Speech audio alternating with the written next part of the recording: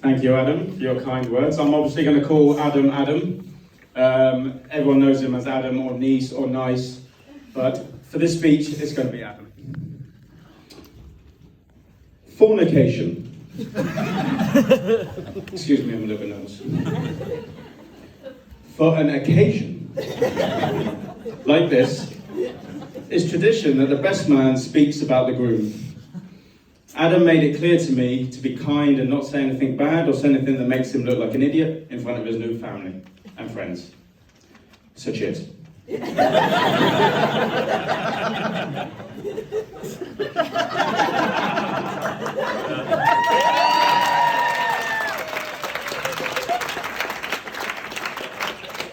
I'm only joking. Look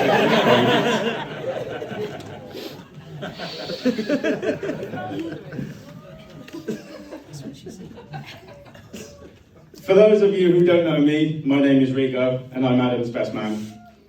I'm going to keep this speech just like me, short and not funny. But before I begin, I've got a safety message. If there is a fire in the building, please don't ask Adam because he's not a real fireman. If there is a cat stuck in a tree or a summer fete that needs opening, he's your man.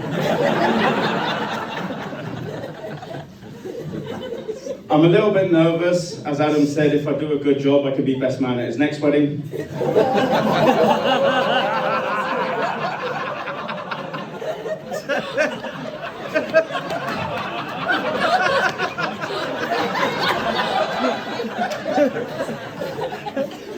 So to calm my nerves, I put some lines down, and earlier I snorted them, so now I'm more relaxed. But no, seriously, I've been looking forward to slagging Adam in front of his family and friends for a long time. There comes a time in everyone's life when they meet their one true love, their soulmate, their lobster, the one person they want to spend the rest of their life with. That came 27 years ago when Adam met me. To be asked to be best man, I was honoured, and it's very honourable of Adam to finally admitting to every single one of you that I really am the best. Heather. Oh. Please can everyone raise their glasses to our beautiful bride, Heather. To Heather. To Heather. On behalf of everyone here, and to repeat what everyone has already said, you look absolutely beautiful, even more than you normally do. If you could visualise love, it'd be Adam's face when he first saw you walking down the aisle today. I'm pretty sure there was a few tears I saw. One or two. When I first heard Heather's full name, Heather Withicombe, made her sound like a cousin of the royal family. I was picturing her riding horses around with Prince William, hunting foxes. But you're not part of the royal family, but today you look like an absolute princess. Thank you.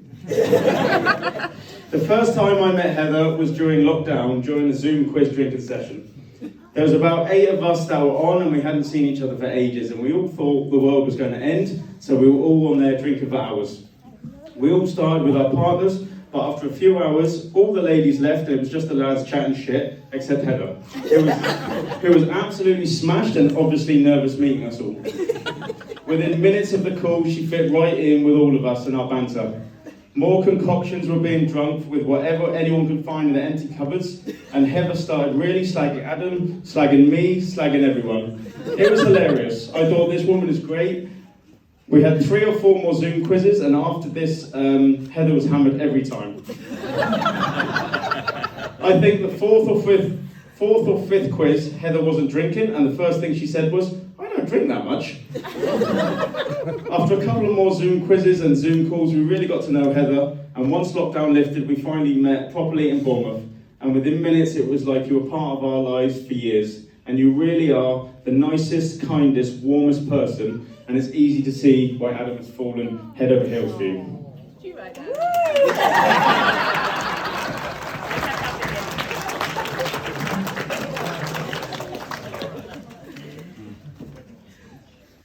I asked Heather's mum what it's like seeing a little girl getting married and an early memory of Heather. She said, it only seems like yesterday that she was going to bed with her dummy. Nothing changes, right, Paulette? Bridesmaids. Words can't describe how attractive you are, but numbers can. 6 out of 10. I'm joking, ladies. You look lovely. You look lovely. I'm joking.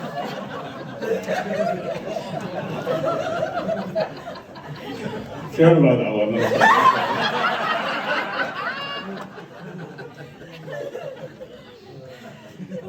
Getting married in Wales in this beautiful setting. The Welsh people are so friendly. But only 2 nights ago, I was talking to our waiter, and I told him while I'm here, I want to visit Llandudno. His face was like thunder, and aggressively said, "It's not Llandudno, it's Llandudno. The double L is pronounced with a C." I said, "All right, mate, don't be a lump about it."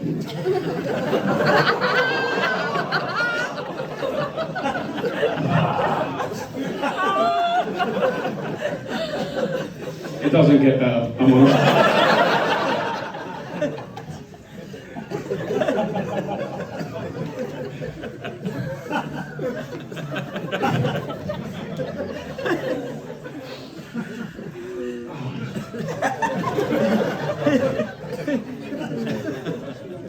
Adam and Heather got engaged in the Maldives, and people are wondering where extravagant they're going to go on their honeymoon. Turns out, after the wedding, they're going to North Wales. Only last night, Adam kept saying he's going to Bangor for a week.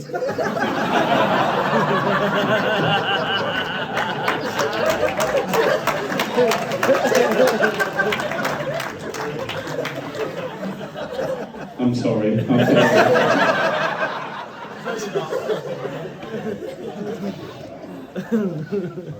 Adam grew up in South East London, and we have some family and friends from London today. Can we get a cheer from the guys from London? Don't worry, for the safety of everyone else, we've removed all the knives from that table.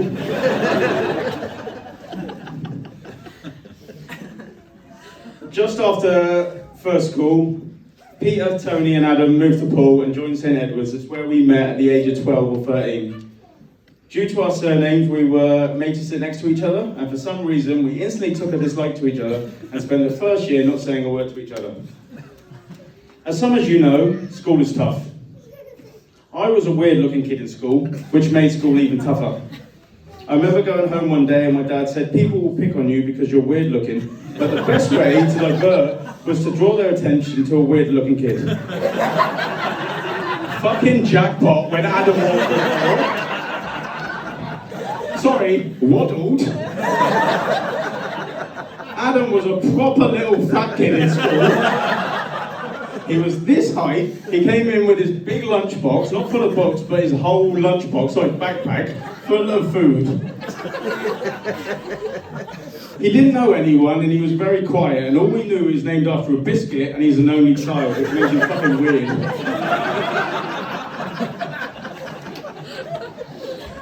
Our first school trip, we went to Bude in Cornwall, and we were in a dorm with 15 other lads, and Adam was getting slagged big time for being chunkier than the rest of us. Every morning, we all had to go on a run, and the only thing Adam would do was roll out of bed to breakfast. Adam is also asthmatic, and he would start wheezing at the thought of exercise. The trip was very much river and sea activities, and just seeing Adam in a wetsuit trying to climb up onto a jetty and dinghies gave us all a right laugh. One evening in our dorm, we had our little TV in the corner and it showed movies, and the first night was Nutty Professor. After a full day of slagging him for being podgy, what could be more fitting film? Adam wrapped himself in a blanket and while we all shouted, "Adam, you're on TV," every time Professor Clump fucking came on. Halfway during the film, he jumped out of his bed and said to me, "I'm gonna fucking kill you." I've never seen him move so quick. I jumped out of bed and ran into the toilet with him chasing me, and I slammed the door behind me with my legs pressed up against the door, fearing for my life. After about 10 minutes of hiding in the bathroom, I emerged, he was asleep. The next morning activity was little sailing boats. You were only allowed on if you were sailed before, and you could bring a person who had never sailed. Adam had sailed and was allowed on, and I asked if I could join him. After everything I said to him the day before, he still said yes. So off we went, just me and him on this little 2-man sailboat. We got to the middle of the lake. He told me to stand on the side of the boat, where he let the boom swing around and smash me into the lake. Revenge at his finest. After a few hours in the lake, we actually made a good team, whizzing up and down the lake like proper sailors. We were taking the mickey out of each other and every other boat we flew past. Our stomachs were sore from laughing. Once we got on dry land and spent the rest of the week together, laughing and having fun.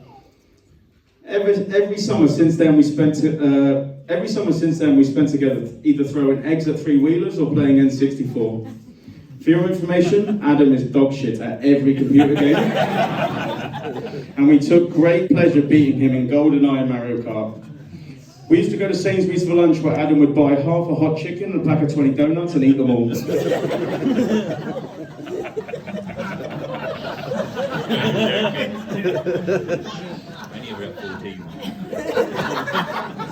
Just before our GCSEs, Adam's parents had a boat made and went to Germany to sail it back over the summer. We spent 3 to 4 weeks on the boat sailing it back through Germany, Netherlands and France, and we ended up stopping and visiting Amsterdam. We were given £20 each and headed out. Leaving the boat, we were extremely boyish, but soon changed for what we saw in Amsterdam. And we did what any 15-year-old would do with £20, and after spending 3 or 4 weeks on the boat, we spent it on KFC. Time for school again, and ready to start being mean to Adam for being morbidly obese. All the slagging about his weight must have hit him hard as he walked into the classroom like some sort of Greek Adonis. 6 foot tall, flat stomach, arms like boulders. I tell you what, there was definitely some movement in my underwear that time. Adam looks like he does now because of me, so Heather, you are welcome. Me and Adam were inseparable at school and always getting into crazy situations. Smuggling each other food into locked detention rooms, getting into trouble for making paper men in RE class, getting into trouble for crying laughing at the Perkins twins walking past the window, getting slapped round the head by the PE teacher, getting shouted at for being half naked, having a water fight in the science block, but always involved us laughing, playing pranks and taking a mickey out of each other. I once made him stand underneath the doorway, not without him knowing, and asked him to see how high he could jump. He crouched all the way to the floor and like a coiled spring, jumped as high as he can, not knowing that the door frame was an inch away from his head. He smashed his head into the door frame with his body like an accordion, just fell to the floor, not able to move. I just ran off laughing. When Adam left school, he started working with boats as a carpenter and sunseeker. His job offered him cheap tickets to a comedy show in town, and we got 2 tickets and went together. We got there, and there was only about 20 people, and this comedian started telling all these disgusting, rude, bad-tasting, inappropriate jokes. We both loved it. And we were both in tears of laughter. We both realised we share something that not many other people have, and that's a very sick and disturbing sense of humour. That comedian actually was Jimmy Carr.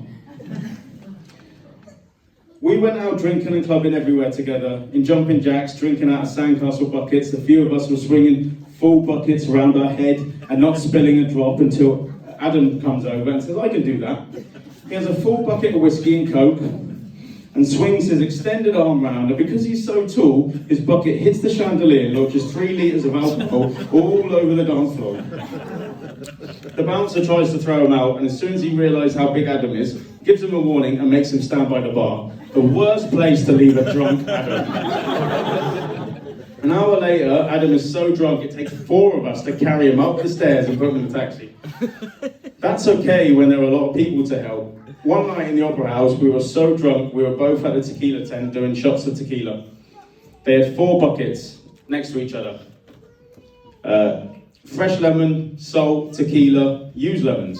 After about 4 or 6 shots, we realised we were going the other way, and we were sucking the sucked lemons and going back that way.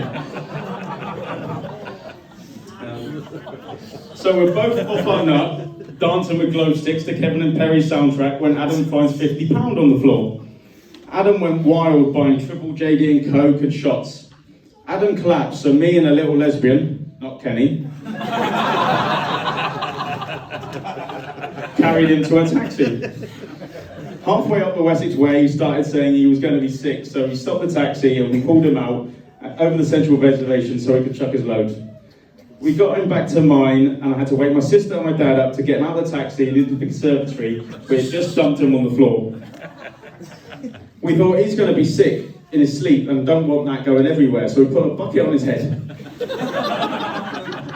My sister thought this guy is now more dangerous than Hannibal Lecter. We don't want him coming in our house, eating everything and breaking things, so we locked the door, which was essentially a glass prison with no open windows. We all went to bed. We came down the next morning, he was like a prisoner of war. We had locked him into essentially a greenhouse with no toilet or water. He was not happy.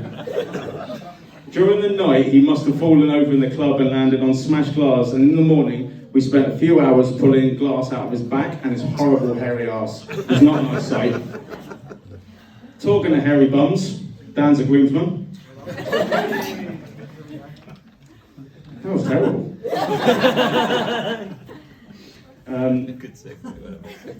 Adam has put me in hospital many times, whether that be squeezing my back too tight or riding me into a bus stop blindfolded.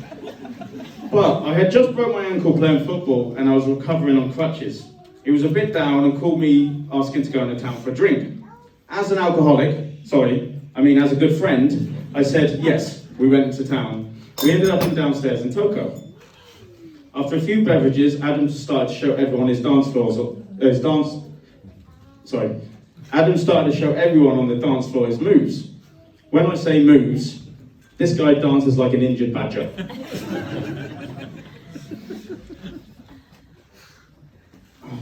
I'm lost now. I can't read your writing.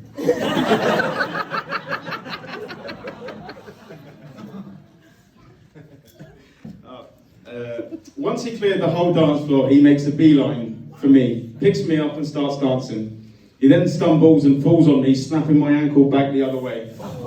As a good mate, Adam carries me up the stairs, pushing everyone out of the way and hails a taxi. And I thought, okay, he's really hurt me, but he's a good mate, bringing me to the hospital. But no. He puts me in the taxi, shuts the door, shuts the taxi, hospital, and then goes back in and starts clubbing again. Adam's clubbing days didn't last long, and he put his brain into action and started doing his engineering degree and put his money and time into his house and gym work. Adam started and still does work for the RNLI, which is where he met Heather. In his spare time, he is a volunteer fireman, runs his own business, and carries out renovations on his house. Adam loves going to the gym. You're not volunteering. They're real firemen, they've got axes. Where's your axe?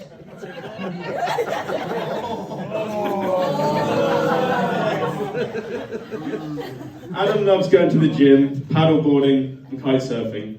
Adam is shit at most ball sports, but he does have some amazing talents. Adam will also spend some quality time with Heather and of course his son Louis, which I must say, you look absolute dapper today, buddy.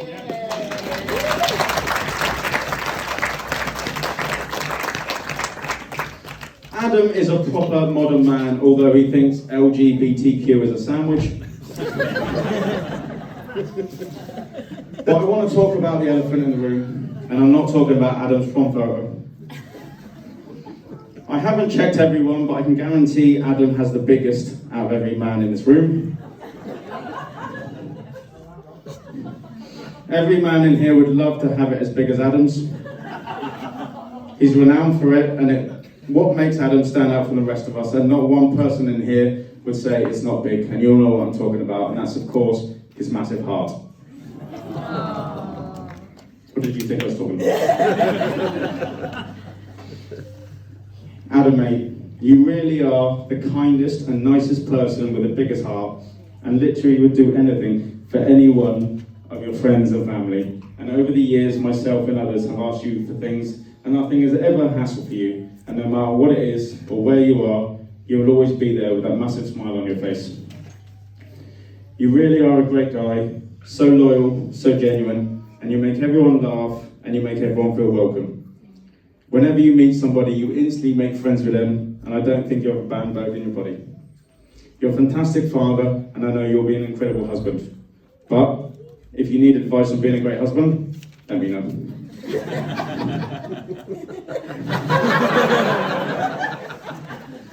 You are annoyingly intelligent and even more annoyingly handsome, an extremely hard worker, working 2 or 3 jobs at the same time, and you do it just to help people. You have been my best friend since school, and I'm proud to call you my best friend still. We don't live close to each other, and sometimes we don't talk for months on end, but when we do, we connect just like we've never been apart. You really are a real-life hero, and not just to Louie and to Heather, but to all of us here. I'm so happy that you've married someone as amazing as you deserve, and I know you two will be happily together forever. Love you, man.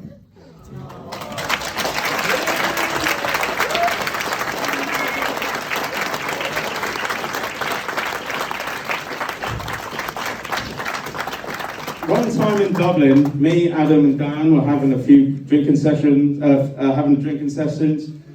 I don't know if many people know this, but after many pints of Guinness, we managed to persuade Dan to have mine and Nisa's name tattooed on his bum. Since then, he's obviously regretted having it done. So I thought, what would be more fitting?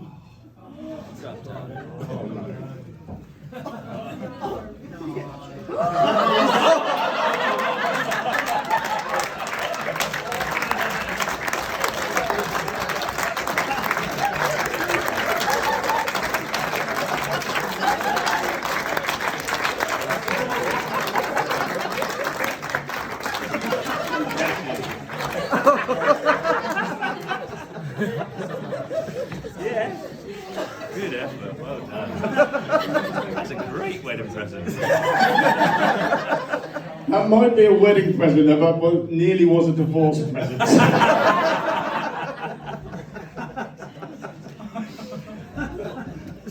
But from everyone here, I want to say a massive thank you to Adam and Heather for all your hard work that you've put in today and the weekend that we've had. Massive congratulations, and we'll continue the celebrations long through the night. We wish you guys a lifetime of happiness. So for the final time today, can everyone please be upstanding? Raise your glasses to our newlyweds, Mr. and Mrs. Nice.